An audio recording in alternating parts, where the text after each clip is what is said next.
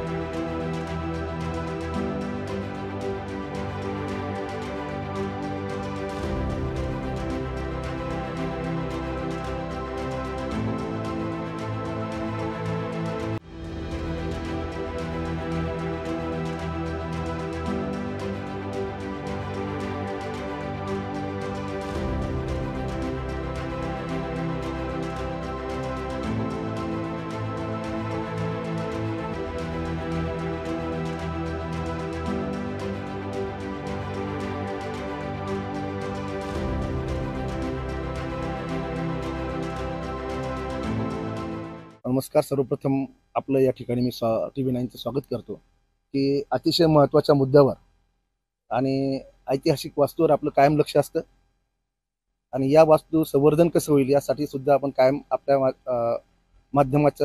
माध्यमातून याची धडपड तुमची कायम असते. त्याबद्दल तुमचे या परिवाराच्या वतीने मी मनापासून आभार मानतो. परवा एक घटना घडली. इथला एक मोठा चिरा त्या ठिकाणी गळून पडला आणि सर्व राज्याचं लक्ष या समाधीकडे आलं.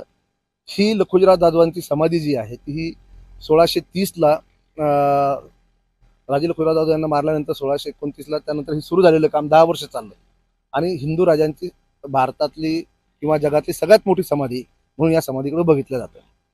तर केंद्राच्या या ठिकाणी 4-5 वास्तू आहेत आणि राज्य सरकारच्या सुद्धा चांगल्या वास्तू या ठिकाणी आहेत, परंतु केंद्र सरकारच्या अधिकाऱ्यांची अतिशय अरेरावी या ठिकाणी असते.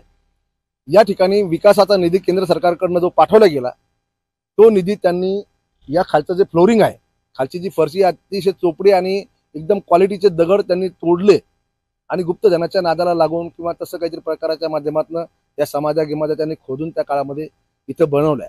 परंतु त्याच काळामध्ये ते पैसे जर या फ्लोरिंगला वरच्या जे दगड पडतायत ह्याला लावले असते तर कदाचित ही आज जी घटना झाली ती घडली नसती. आजही मी आपल्या माध्यमातून केंद्र सरकारच्या त्या अरेरावी करणाऱ्या अधिकाऱ्यांना सांगू इच्छितो की कोणी जर एखादा माणूस तुमच्याकडे निवेदन घेऊन आला तर तुम्ही त्याच्यावर गुन्हे दाखल करण्याचे सुद्धा प्रयत्न करतात. एवढी त्यांची मस्ती त्या ठिकाणी आहे. मी आपल्या माध्यमातून त्यांना एकच सांगेल की त्यांनी त्यांचा या नागरिकांच्या सूचना त्या ठिकाणी ऐकल्या पाहिजे. आमचं काय म्हणणं, स्थानिकांचं काय म्हणणं ते त्यांनी ऐकून घेतलं पाहिजे. ते ऐकून घेण्याची मनस्थिती त्यांची मुळातच नाही. त्यामुळे चांदणी तलावाचं मोठं नुकसान झालं. आज या समाधीचं सुद्धा नुकसान होत आहे. आपण जर बघतोय तर हा जसा प्लेन दगड आहे, काही दगड आता खराब होत आहेत, तर याला केमिकल प्रक्रिया करण्याची गरज आहे आणि वरच्या बाजूला सर्वात अगोदर या पावसाळा सुरू होण्या अगोदर इथलं वरचं काम सुरू होणं गरजेचं आहे. नाहीतर भविष्यामध्ये हे वरून खाली समाधी येऊ शकते. अशी समाधी पुन्हा होणे नाही. तर मी आपल्या माध्यमातून त्यांना एकच सांगेल की आमच्या जनप्रतिनिधींनी सुद्धा याकडे चांगलं लक्ष दिलं पाहिजे आणि केंद्रामध्ये याचा आवाज उठवला गेला पाहिजे आणि ही जी समाधी आहे याचं काम चांगल्या पद्धतीने झालं पाहिजे. पुतळा बारव सारखी एकदम जगात त्याला चांगलं महत्व येऊ शकतं अशी वास्तू सुद्धा आज नष्ट होती की काय अशा पद्धतीने ती त्या ठिकाणी होते.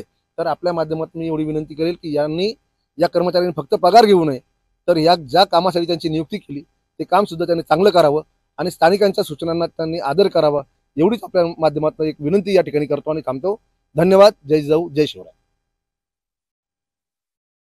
ऐतिहासिक नगरी म्हणून सिंदखेड राजाची ओळख आहे आणि या सिंदखेड राजा परिसरामध्ये पौराणिक वस्तूंचा विचार केला तर असंख्य पौराणिक वस्तू या ठिकाणी आहेत.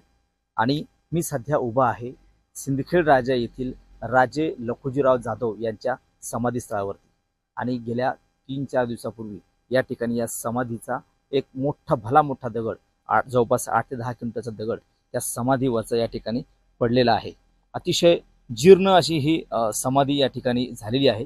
केंद्रीय पुरातत्व विभागाच्या अंतर्गत ही समाधी येते. या ठिकाणी दररोज जवळपास शेकडो पर्यटक या समाधीचं दर्शन घेण्यासाठी येत असतात. परिसरामध्ये असंख्य अशा पौराणिक वस्तू या ठिकाणी आहेत, मात्र त्याही वस्तूंची झीज या पुरातत्व विभागाच्या दुर्लक्षामुळे या ठिकाणी आपल्याला होताना पाहायला मिळते.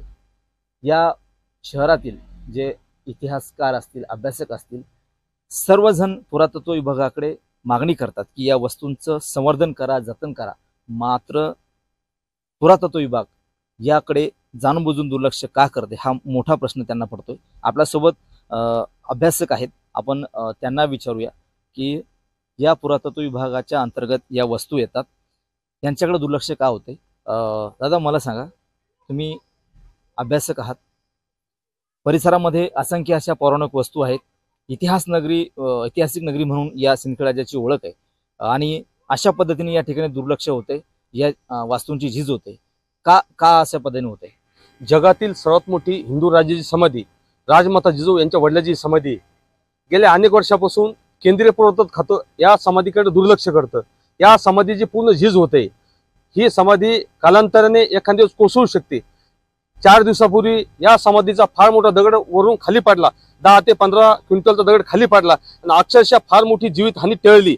जर तो दगड कोणाच्या अंगावर पडला असता, राज्यभरातून देशभरातून जिजाऊ भक्त शिवभक्त येथे नतमस्तक होण्यासाठी येथे येतात, परंतु ती रात्रीची घटना घडल्यामुळे ही दुर्घटना टळली आणि हा इतिहास संपत चालला. मी केंद्रीय पुरातत्व खात्या याच्याकडे दुर्लक्ष करते.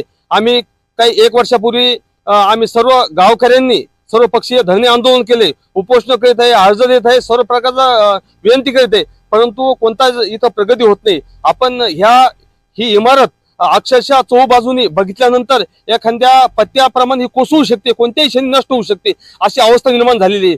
तसेच केंद्रीय पुरातत्व खात्याने इमारतीच्या चहूबाजूने 2 वर्षापूर्वी आपण हे बघू शकता, हे समोरचं खाली खोदकाम केलेलं आहे त्यांनी आणि खोदकाम केल्यामुळे पावसाळ्यामध्ये पाणी हे त्याच्यामध्ये साचलं जातं आणि त्यामुळे इमारतीला धोका निर्माण झालेला आहे. तसे ऊन वारा पाऊस गेल्या अनेक वर्षापासून या इमारतीची प्रचंड झीज होते आणि रोखण्यासाठी केंद्रीय पुरातत्व खात्याने याच्यावर रासायनिक प्रक्रिया करून याची डागडुजी दुरुस्ती करण्याची गरज आहे. जय जिजाऊ. नक्कीच केंद्रीय पुरातत्व विभागानं याच्याकडे जातीनं लक्ष देऊन याची डागडुजी करावी अशी मागणी जे अभ्यासक आहेत छगन झोरे यांनी केलेली आहे.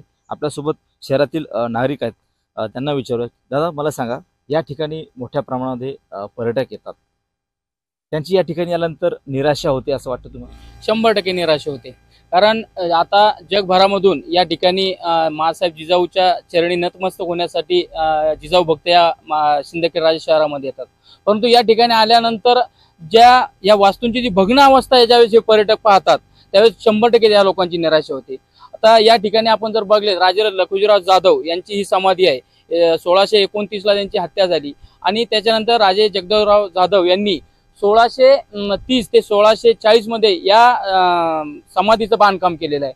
परंतु 300-400-500 वर्ष झाले या समाधीला काही झालं नाही, परंतु आताच्या प्रदूषित वातावरणामुळे या दगडावरती त्याचा परिणाम होत आहे. आता परवा दिवशी 2-3 दिवसापूर्वी या ठिकाणी 9 ते 10 क्विंटलचा दगड वरून खाली कोसळलेला आहे.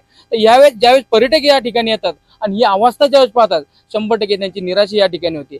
मी आपल्या चॅनलच्या माध्यमातून केंद्रीय पुरातत्व विभागाला विनंती करतो, खरं तर या निराशेमय अधिकाऱ्यांमुळे खरं तर ही सर्व दुरावस्था या ठिकाणी होत आहे. शासन पैसा देतं, सर्व देतं, पण अधिकाऱ्यांच्या दुर्लक्षामुळे, अक्षम्य दुर्लक्षामुळे या सर्व वास्तू आज निस्तानभूत होत आहे. या ठिकाणी आम्ही मागच्या काळामध्ये दिल्लीला जाऊन त्या ठिकाणी पुरातत्व विभागाला निवेदन दिले, परंतु निवेदनाला कायम केराची टोपली दाखवतात हे लोक. आम्ही मागच्या काळामध्ये निवेदन दिलं तर यांनी त्या अधिकाऱ्याने आमच्या काही कार्यकर्त्यावर डायरेक्ट केसेस दाखल केल्या होत्या. तर यांचे हे जी मुजुरी आहे या मुजुरीला कोणीतरी आपल्या चॅनलच्या माध्यमातून आळा घातला गेला पाहिजे आणि याच्याकडे तात्काळ लक्ष देऊन याची संवर्धन करण्याचं काम या ठिकाणी तात्काळ होणं गरजेचं आहे. नाहीतर येणाऱ्या काळात हा इतिहास संपणार एवढं मात्र निश्चित आणि याचं सर्व पाप आपल्यावरती येणार आहे. हा जो इतिहास आहे या सिंदखेड राजा नगरीला लाभलेला, हा येत्या काळामध्ये नष्ट होऊ शकतो अशी भीती इथल्या सिंदखेड राजा नगरीतल्या रहिवाशांनी व्यक्त केलेली आहे. आणि या ठिकाणी जे पर्यटक येतात त्यांची घोर निराशा या पुरातत्व विभागाच्या अधिकाऱ्यांच्या दुर्लक्षामुळे होते असा आरोप सुद्धा इथल्या नागरिकांनी या ठिकाणी केलेला आहे. Cameraman Nilesh देशमुखसह Ganesh Solanki, TV9 Marathi, Sindkhed Raja, Buldhana.